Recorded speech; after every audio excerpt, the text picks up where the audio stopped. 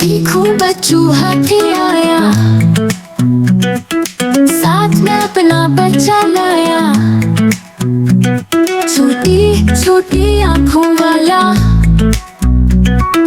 बड़े बड़े कानों वाला, सोने से पानी पीता, चिड़ियाघर में रहता। हाथी कितना मोटा है, बच्चा इसका छोटा है।